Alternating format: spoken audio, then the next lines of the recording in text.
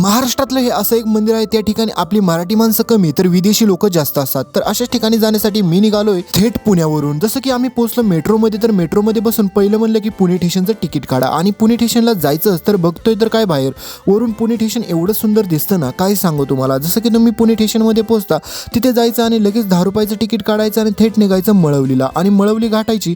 पण जाताना रस्त्यामध्ये जे दिसणारे नजारा आहेत ना, ते किती सुंदर आहेत तुम्हाला देखील चांगलंच माहीत असेल। तर मळवलीला पोहोचल्याच्या नंतर बाहेर उतरायचा आणि पकडायचा रिक्षावाला आणि त्याला द्यायचे फक्त 30 रुपये। तिथून तो थेट सोडणार तुम्हाला आई एकविराईच्या मंदिराच्या पायथ्याशी पोहोचल्याच्या नंतर तुम्ही मस्त गाणी म्हणत म्हणत पोहोचायचं मंदिराच्या गाभाऱ्यापाशी। मंदिराच्या गाभाऱ्यापाशी पोहोचल्याच्या नंतर तुम्हाला दिसेल की तिथं कोळी समाजाचे लोक तर खूप जास्त असतात, परंतु तिथं गेल्याच्या नंतर तुम्हाला फॉरेनर लोक देखील पाहायला आलेले दिसतील ते मंदिर। कारण की त्या ठिकाणी जी आपली लेणी आहे ना एकविराई बसली, तर ती इतकी सुंदर आहे की ती पाहण्यासाठी चक्क बाहेरच्या देशातील लोक देखील खूप प्रमाणात तिथे येतात। तर असेच काही लोक तिथे आले होते आणि आम्ही एकविराईचं मंदिराचं दर्शन देखील घेतलं। तर असेच पुढचे व्हिडिओ पाहण्यासाठी चॅनलला सबस्क्राईब करा, सोबतचं बेल नोटिफिकेशन ऑन करा। धन्यवाद।